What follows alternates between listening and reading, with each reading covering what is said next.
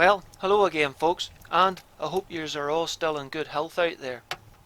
Now, as the title suggests, this is really a collection of odd hunts that really just didn't go to plan, and I didn't get as much as I thought I would at it. So instead of letting the footage go to waste, I've put them together to try and make something worthwhile watching. Take for instance this first hunt. Now, you've seen me shoot here before. I done exactly the same thing last year, where I set up beside the Shogun with the night vision and the 17 Hornet and managed to get a decent bag. This year again the farmer said, "Oh, piles of rabbits about the place." I had a little walk round and sure enough there was rabbit sign coming in and out of the hedgerows, so I was expecting a decent bag again. But it just didn't go that way. Now, I did spot a rabbit straight off the bat as soon as I set up, so things did look promising.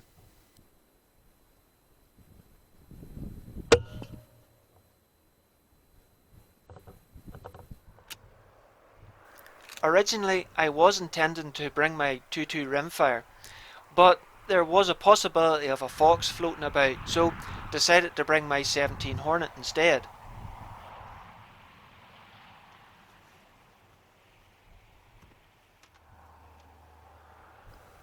It took quite a while before the second rabbit appeared. The silage had been cut a few days ago, so anything that stepped out of the hedgerow was quite easily seen, but I was actually quite surprised at how few rabbits there was about.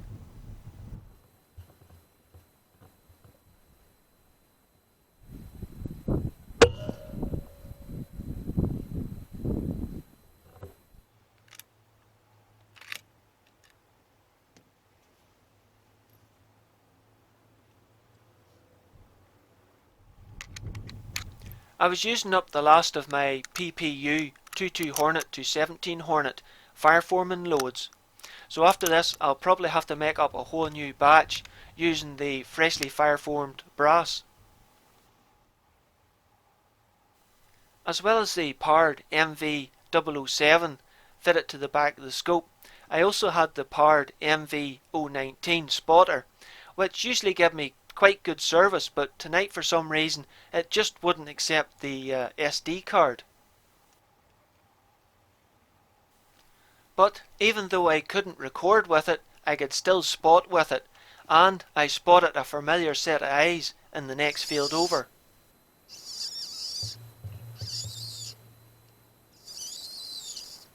I'm not 100%, but I'm pretty sure it was a fox, sitting on the horizon with nothing but trees behind it.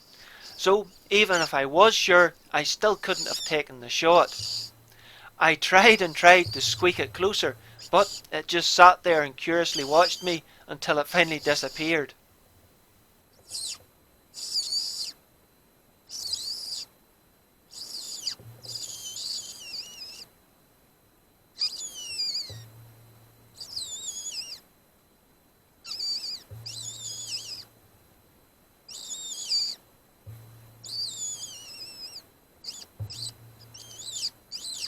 Nope, I'm just wasting my breath. However, once the fox had disappeared, I realised that there was another rabbit out feeding.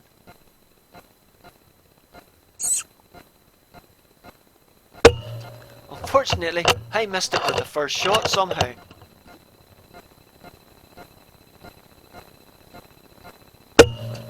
But the second one hit its mark.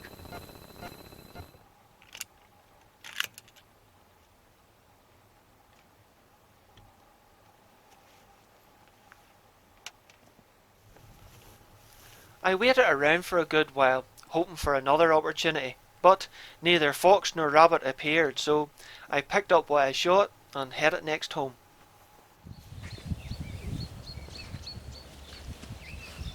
Now, this next clip, I'm out after hooded crows, and it's also another area you've seen me shoot over before. Thankfully, they were a bit more productive than this particular morning, but you'll see that unfold as we go on.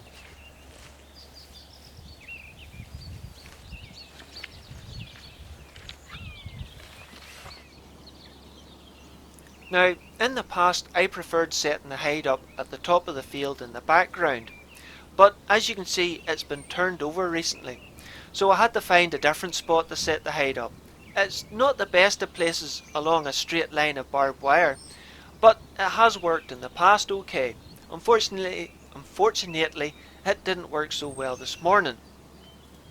Now, the farmer who's up here quite often, as he's lambing sheep up here, told me that when they turned that field over in the background, there was quite a number of hooded crows on it.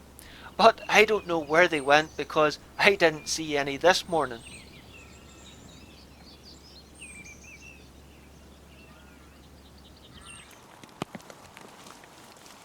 Again, the rifle I have with me this morning is my CZ 527 chambered in 17 Hornet.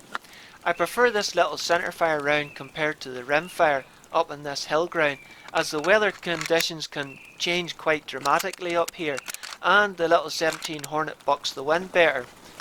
Words I'm going to regret saying very shortly. Now, I've been sitting quite a while with neither sight nor sound of a hooded crow until something finally lands. But it's not a crow, it's actually a raven. Now, these do cause problems with the sheep and lambs, just as the hooded crows do now and again, but they're fully protected under the UK law, so I can't touch them.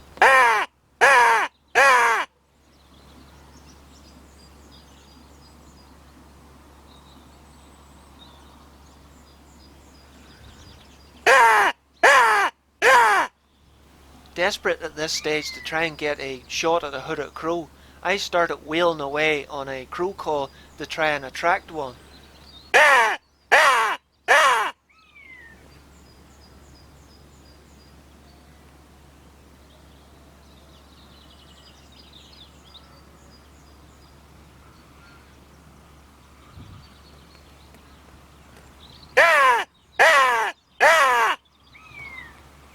But all I seemed to be doing was wind up a buzzard in the treetops behind me, which then decided to chase the raven off.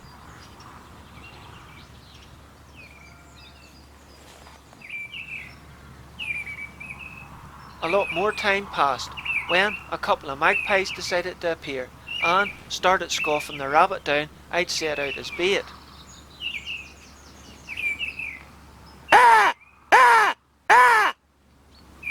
So, being even more desperate than what I was before, I started wailing away on the crow call again.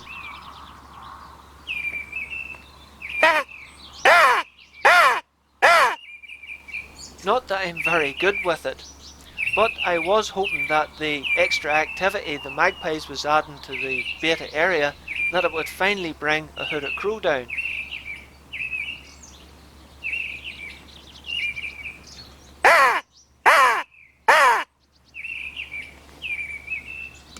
But not a bit of it. Crow was definitely off the menu, so I decided to settle for magpie instead.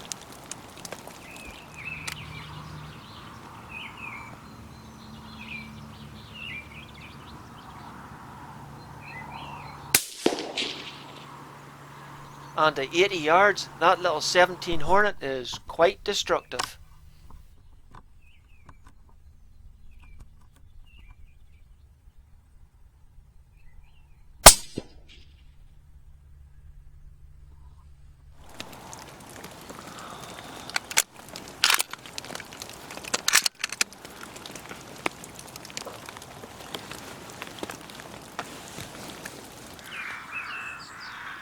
The sight of the dead magpie on the ground got the local rooks and jackdaws into a bit of a tiz, which is quite normal, but no hooded crows.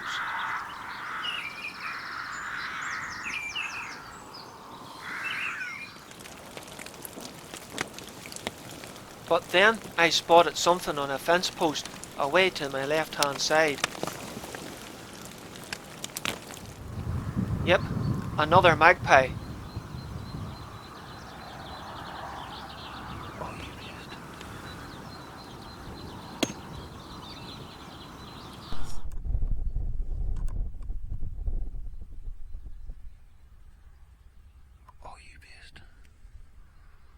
You snooze, you lose, but it didn't go too far.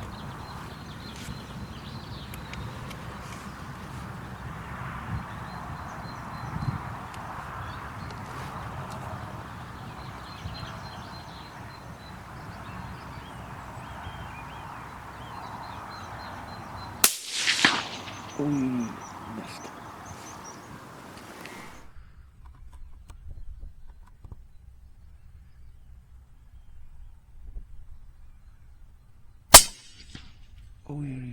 Missed.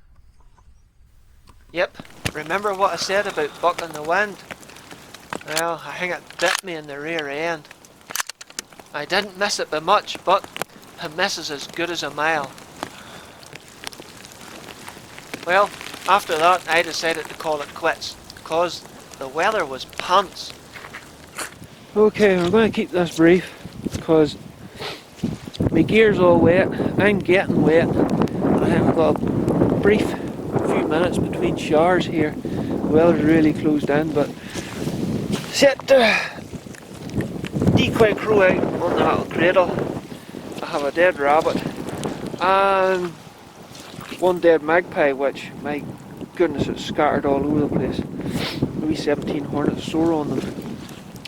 But no crows. I've got one magpie, missed another one over there. I think I should have allowed for the crosswind. I thought it was close enough I wouldn't have to, but that's the way it goes at times. Farmers seen 15-20 crows up here not so long ago when they turned that field over, but nothing here today. So I'm just going to have to take it and lump it. Anyway, cheerio bye folks.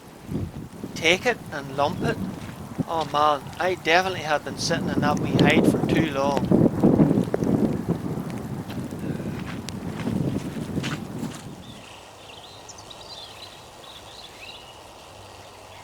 This last piece of footage is also from an area that you've seen me shoot in the past. And if I remember like last year, I managed to take 8-hooded crows off of this field during lambing time.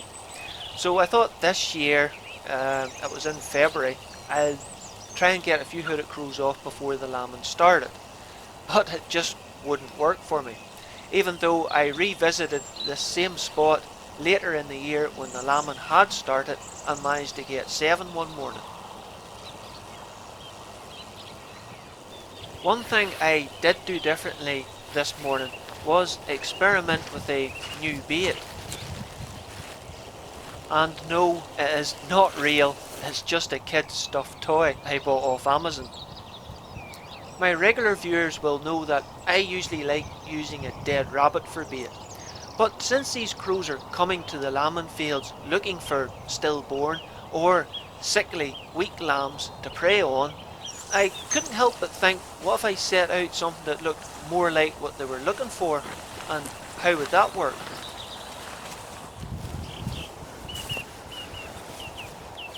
And again, if anybody's interested, I'm using my CZ 527 Varmint chambered in 17 Hornet.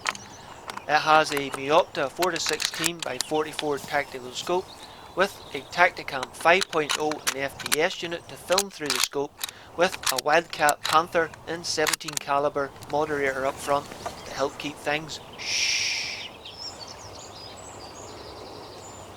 Now, as you can see, I've been sitting for quite a while as it's now fully light when I finally got a flyby with a hooded crow, which landed up in one of the trees to the right hand side and started making a bit of a racket.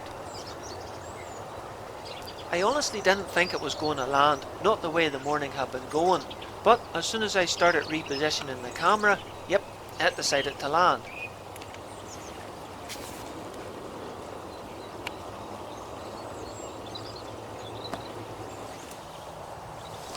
Thankfully it was a patient soul, so gave me plenty of time to get both cameras on it.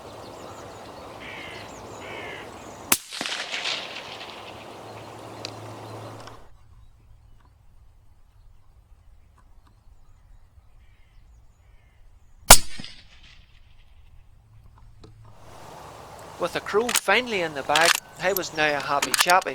Unfortunately, the rest of the morning didn't quite go as well.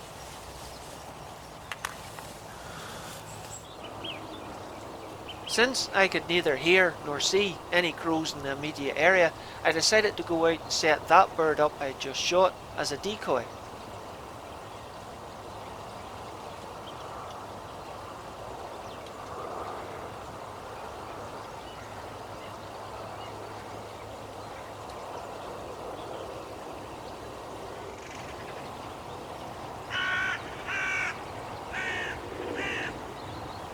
At first, this seemed to be working, as a couple of hooded crows came in and landed in a tree about 70 yards to my left. But of course, since I'm using a centerfire rifle, I couldn't take a shot. Without a solid background, dear knows where that bullet is going to end up.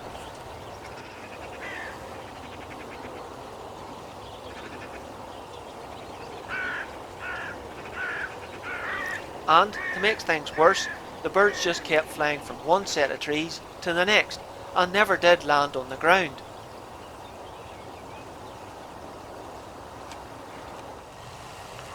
So, after waiting a number of hours, I finally decided to call it a day. Well, I didn't do too well this morning, just the one bird, which I quickly set up as a decoy. And even though there was at least 3 other birds about, all they did was fly from one tree to the next, made a big hullabaloo, and then flew off again.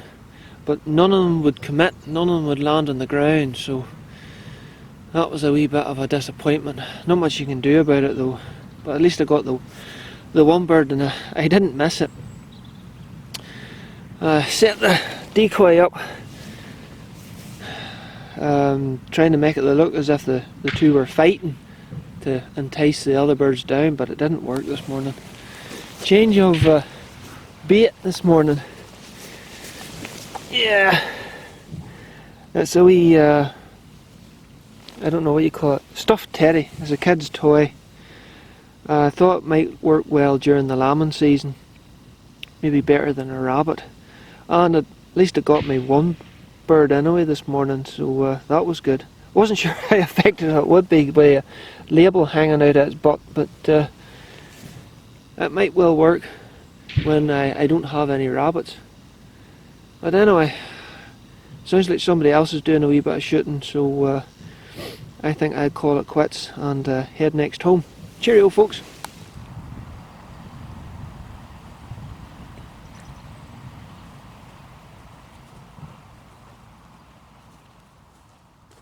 Ah, you big soft Egypt, you.